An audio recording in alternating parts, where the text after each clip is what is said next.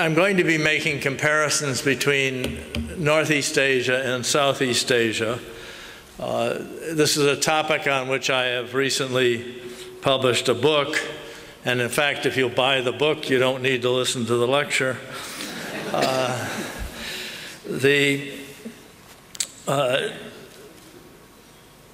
I'm in this comparison. I'm basically going to be talking about Northeast Asia as a group of economies that have managed to achieve unusually high rates of growth. And I'm going to compare it with Southeast Asia, which has done reasonably well, but nowhere near as well as Southeast Asia, as Northeast Asia. Now, if I wanted to basically make a speech to make everybody feel good, I would compare Southeast Asia with say, Africa, or I'd compare it with Latin America in the 19th century. Because overall, Southeast Asia, in historical terms, has done fairly well. But my basic message here is that Northeast Asia has done better, largely because it has developed strategies that fit the particular situations of Northeast Asia as economic development strategies, and that Southeast Asia has sometimes gotten the strategies right, but a good deal of the time has not. And I'm going to try to explain that in this very brief period. Now, the title of the book is East Asian Development Foundations and Strategies, and the basic point of having the foundations in there is that the foundations of development in Northeast Asia were in some fairly fundamental ways different from Southeast Asia, and even more different from, say, sub-Saharan Africa. To begin with, most of Northeast Asia was self-governing through most of its history.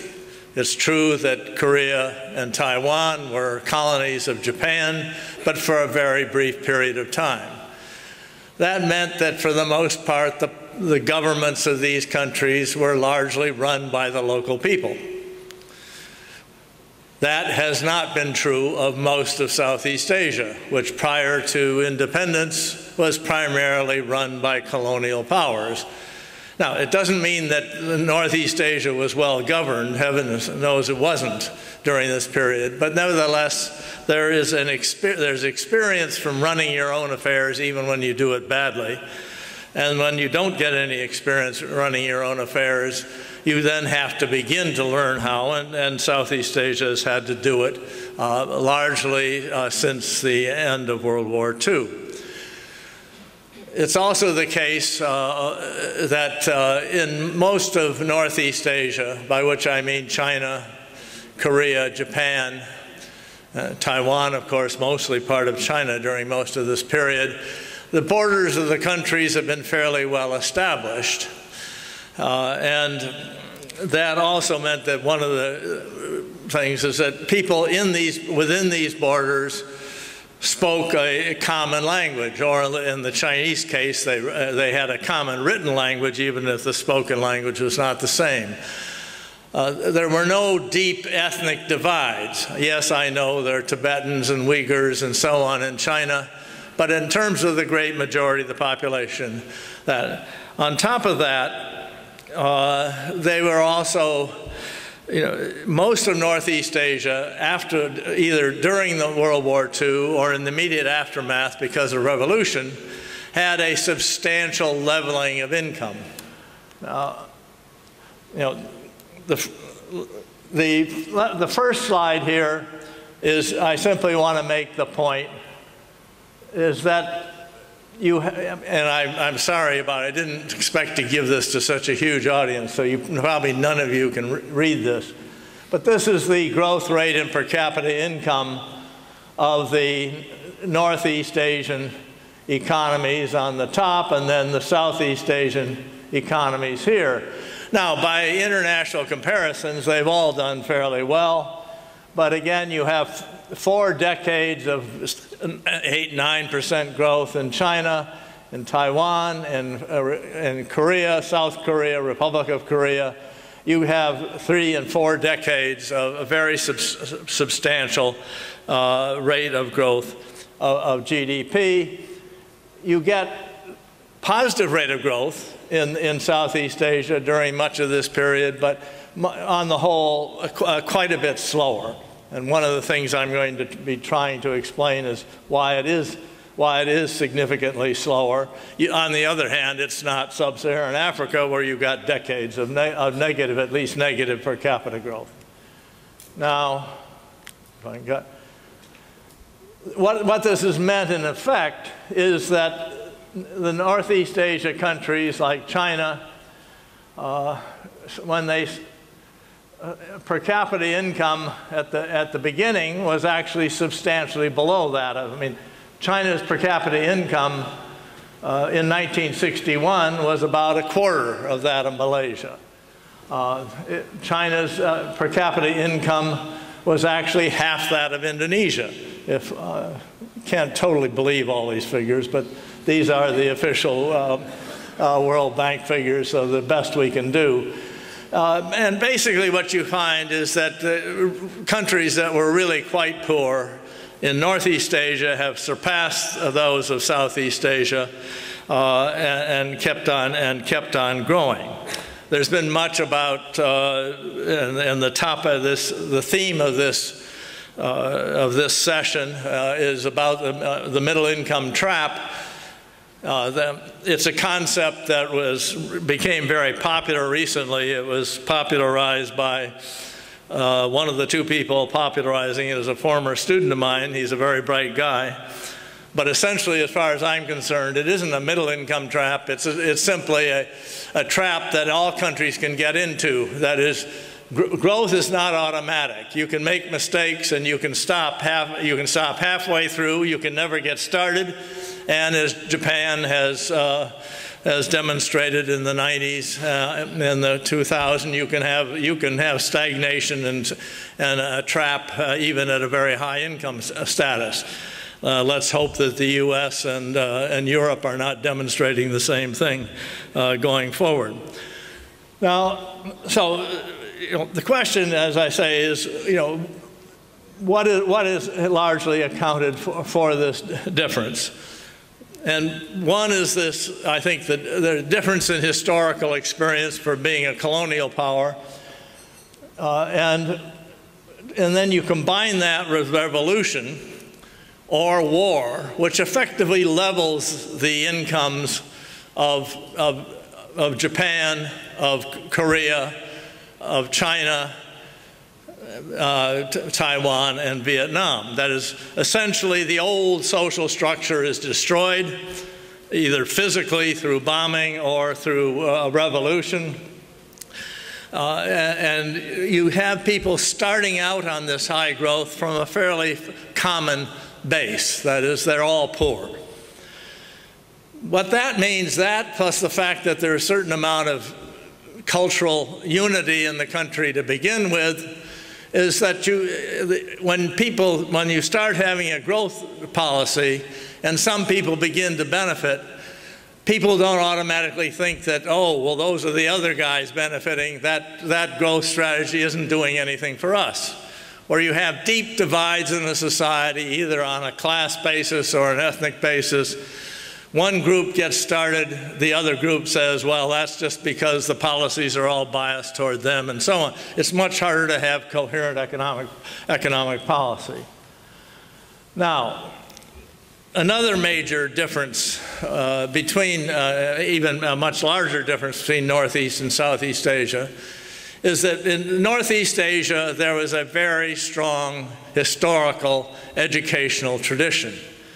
Yes, it's true that probably as many as half the males in the 19th century in China and Japan and Korea were illiterate, but a half of them were not.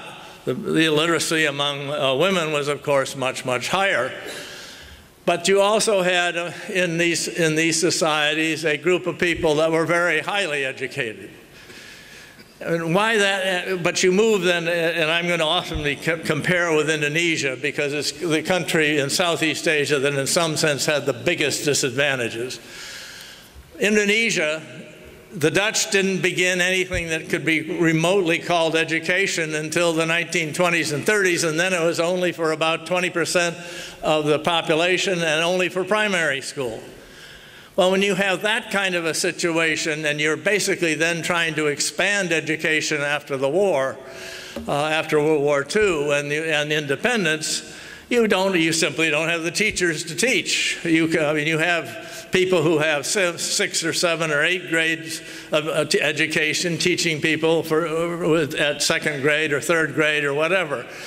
And as it gets up to high school, it gets worse, and at the university level, it gets worse. I've always been amazed when I meet people who have actually grew up in a poor kampong and with illiterate parents, and then they end up with a capacity to get a PhD in a major American university. But but for every person like that's not, there are some extraordinary people in the world, and they can overcome all kinds of things. But generally speaking, what you had in Northeast Asia is you had a fairly high level of education. You had a fairly high level of at least knowledge how to run a bureaucracy and government and so on. And as we shall see, that plays a significant role in shaping shaping the kinds of strategies that worked. Well, let me turn. Now, there's more to it than that. One other element that I should mention, which would seem to many people who are not familiar with economic development literature, Northeast Asia had no natural resources, or had so few. And Southeast Asia, for the most part, had substantial natural resources. And that is another big advantage for Northeast Asia. Because when you have lots of natural resources, you can, to some degree, use them as a crutch. The natural resources can be developed by foreign companies. They develop large rents. The rents pour into the government. Furthermore, the rents go up and down. During certain periods, the rents go way up. Other periods, they come down. But in many ways, the worst period is when the rents go up because the money's pouring in, the money's easy, and then you can, in the worst cases, such as a country like Nigeria, this ends up corrupting the whole government, and once you're basically gotten your whole government corrupted, it becomes impossible to go back. Southeast Asia, by comparison, has been a fairly good manager of natural resources, but the general reality is that natural resources, and they show up in econometric equations and everywhere else, are a negative force for economic development, and it's often called the resource curse. Now, all of this relates to the kind of strategies that a country can effectively pursue, along with some other things. And I'm going to, since the time is somewhat limited, and I have no clock in sight, so you never know, I might end up talking for 50 minutes or an hour and 50 minutes, even though I'm supposed to talk for 30. A bell will ring when you are 2 minutes before time up. The second bell will indicate. You might ring it 10 minutes first, and then we can, that way I know, and then we'll keep working from there.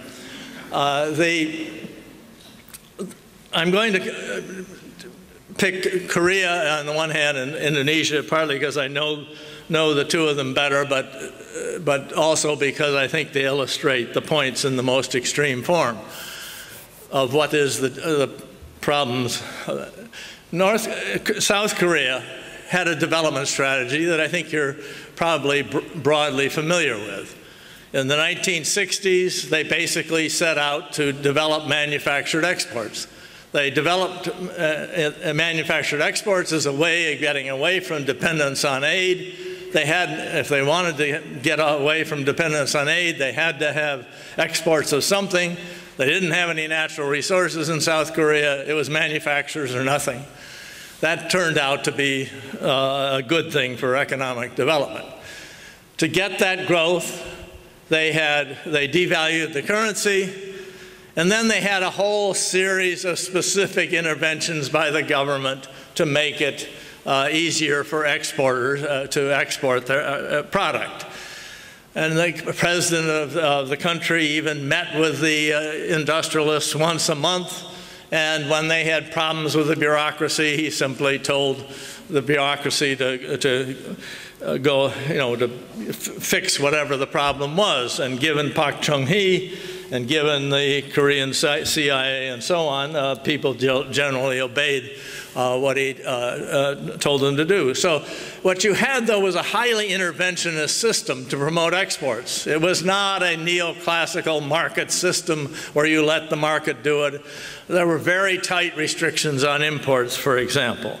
Then you go to the 1970s, and the Korean industrial approach is one of not only of promoting exports in general, but targeting specific industries, and in particular, the heavy industries, petrochemicals, steel, machinery, ultimately what became automobiles and the like. And here the government actually did the basic design of what to do, and then went to the individual companies and asked them if they would go ahead and take over this particular project. And with the shipping and automobiles and everything, generally speaking, these companies agreed, because if they did, they got low interest loans, they got fairly low cost infrastructure, et cetera, et cetera, et cetera. This is not a World Bank style market economy strategy. It is a very targeted, highly interventionist strategy. And it's a strategy that in large parts of the world, frankly, you pursue it, you can guarantee you're going to have a disaster, because it's all going to end up being driven by rent-seeking, or which is a polite way of saying corruption. And the decisions will be made largely on political and corrupt considerations, and the results will be disastrous. In Korea, it wasn't that at all. You got a modern heavy industry sector, and that sector is actually supplying the exports to Korea to this day. So what is it about Korea that, why was Korea able to do this? Well, it had the capacity to run a fairly complex organization. That's part of back to the education in part. It was also due to the fact that the Korean army had been made over into a modern combat army that was relatively, and the bureaucracy that was relatively effective in trying to in putting together these programs and so on. But it was also the fact that if Korea got it wrong in the 1950s and 60s and 70s, the Koreans knew that failure was going to be not just a slower growth rate, it might mean the collapse of South Korea and its submergence into North Korea. And the same thing was true, of course, with Taiwan. K.T. Lee, one of the architects of Taiwan's economic miracle, whenever asked, well, how is it you got everything right about your industrial development? And his answer was always, well, we had no choice. In effect, survival depended on it. Now, Korea itself, after the 1970s, and particularly after the 1980s, began moving away from this model. It found the model to be favoring very large corporations. Corruption was not absent. It just corruption was not allowed to interfere with industrial policy. But by the time you get to the 1990s, you end up with a situation where the pressure from outside is much less. North Korea looks much more like a disaster area instead of a threat. And you end up with the government promoting all kinds of bad projects because they can generate money for their political campaigns and for their pocketbooks. what in the early days produced POSCO, arguably one of the most efficient steel mills in the world. In the later years, produced Hanbo, one of the disasters that helped Korea enter into the financial crisis of 97, 98. But generally speaking, Korea was able to institute one of this very interventionist system and made it work.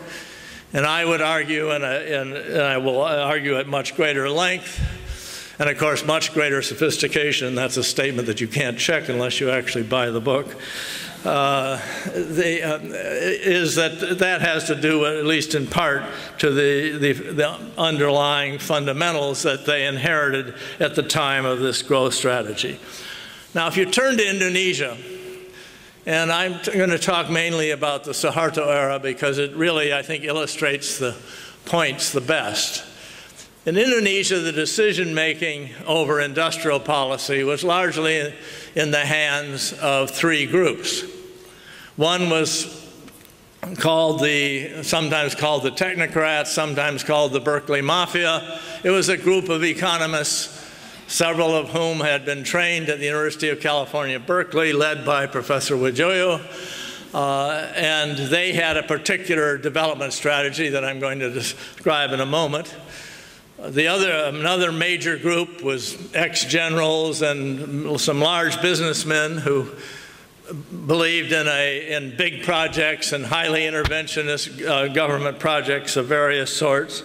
And then, sort of on one extreme of that was Minister Habibie, who basically said that Indonesia should become one of the major producers of commercial aircraft.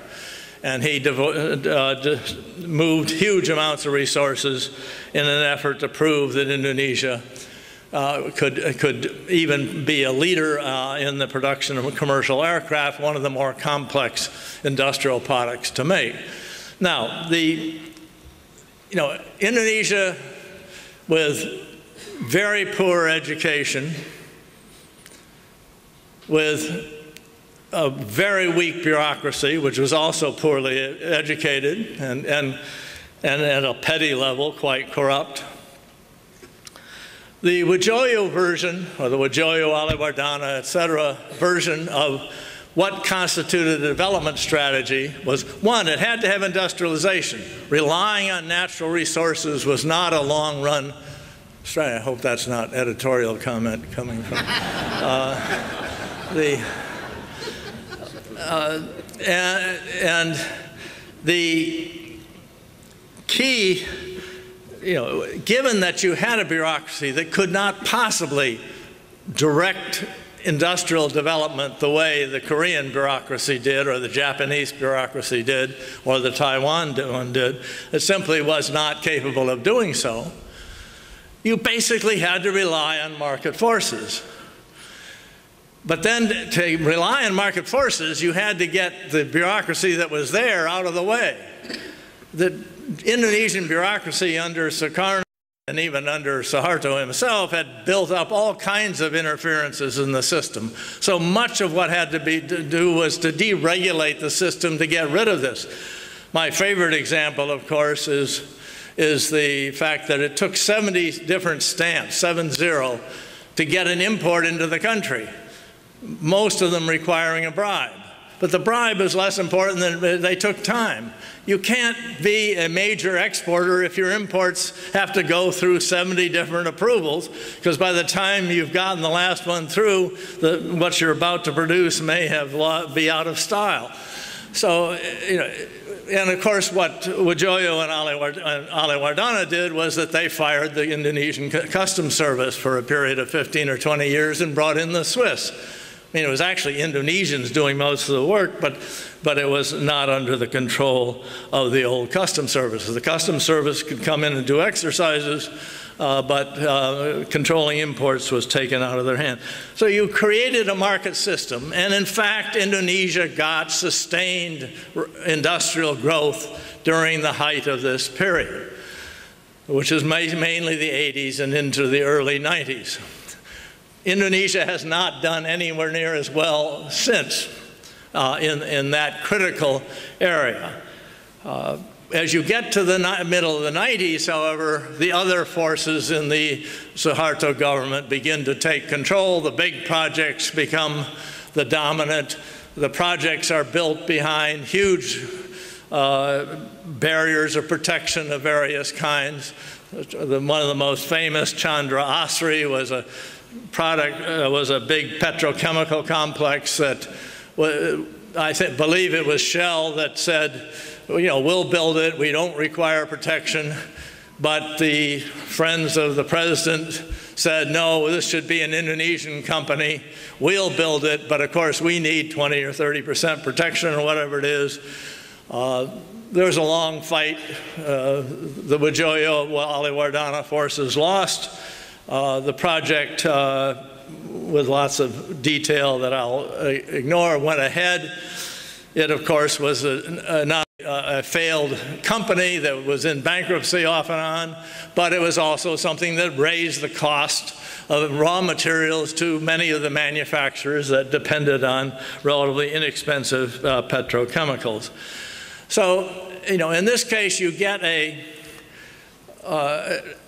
inappropriate strategy. It isn't that, given the disadvantages that Indonesia had, it wasn't that it couldn't develop, but it had to have a development strategy that fit the conditions of Indonesia. It could not follow the kinds of conditions that existed in Korea. And then, and then you go around the rest of the world. What's the timing on that?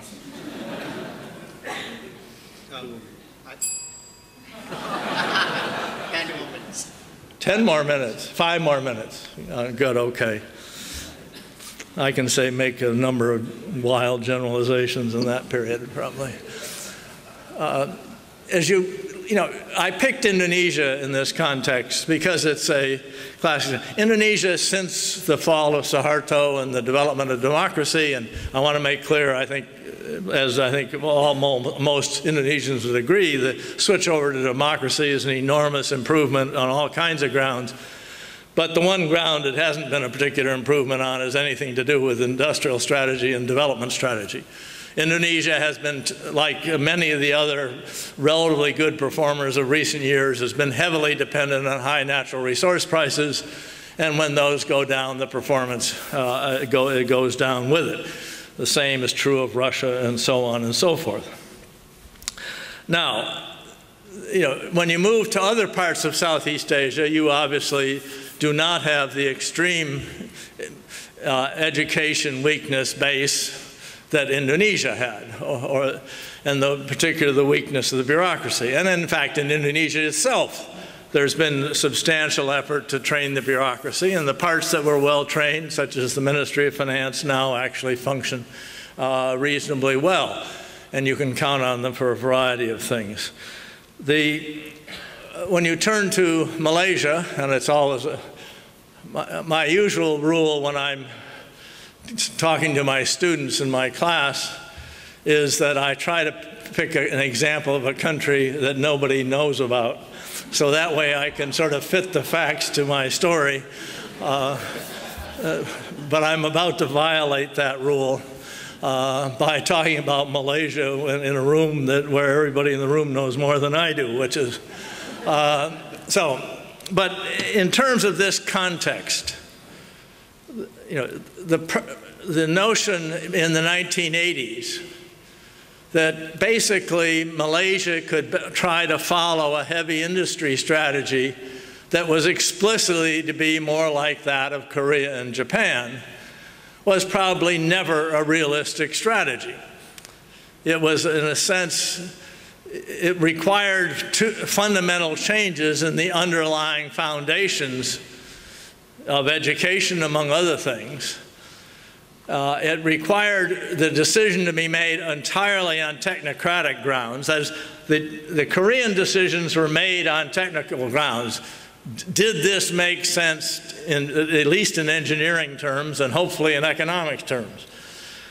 In the case of the heavy industry programs in Malaysia, it was more, this is something that the Malaysians have to become able to do. And maybe and someday they do. And to some degree, of course, there has been some progress along that. But the reality is that proton today is not internationally competitive. And in fact, the whole way in which automobiles are now manufactured makes the notion of a national automobile something that doesn't exist. I mean, I don't know what an American automobile is. I don't think there are any more American parts in General Motors than there are in Toyota. And some of them are made in the U.S., some of them are assembled somewhere else. There is no such thing. And so basically an enormous amount of resources went in. It was made more complicated by the fact that the groups that were in the society here that had the most experience in manufacturing were, on the whole, not allowed to be part of that process, or played only a minor role in that process. But the basic point is, once you allow politics, and in the Malaysian case, this was not rent-seeking. I'm completely convinced of that. In the Indonesian case, these big projects were riddled with rent-seeking corruption. But in Malaysia, that, I think, was not at all the case. It was much more an effort to prove that Malaysians in general, and Bumiputra in particular, could produce this. And it was not geared to the conditions. They had not created the fundamental conditions ahead of time that made that really an efficient possible strategy. And one could go on. In other parts of Southeast Asia, the politics doesn't enter in through that route. It enters in through the kind of deep splits that you get in Thailand between Bangkok and the rest of the country, and in a different way in the Philippines. So the bottom line of this talk is that Northeast Asia was... Professor Perkins, could you perhaps round up in another 1 minute? 1 more minute? 1 minute. Oh yeah, no, I'm getting there. 1 more minute should be fine. The main thing is Northeast Asia was able to come up with a strategy that fit its basic conditions and grow extremely rapidly, basically because of catch-up growth. Catch-up growth always comes to an end. It's come to an end in Northeast Asia, but they basically got the catch-up. Southeast Asia, for the most part, has had much more interference with much more political interference, more rent-seeking interference. But the main point is sometimes simply the inappropriate strategies necessary to get growth. There were strategies that could work, and in fact did work in Southeast Asia. And in fact, the Southeast Asian performance is pretty good by international standards. So what I'm saying is that it could have been even better, and it could still be better going forward. And on that note, I will stop, and I'm more or less within my time. Thank you.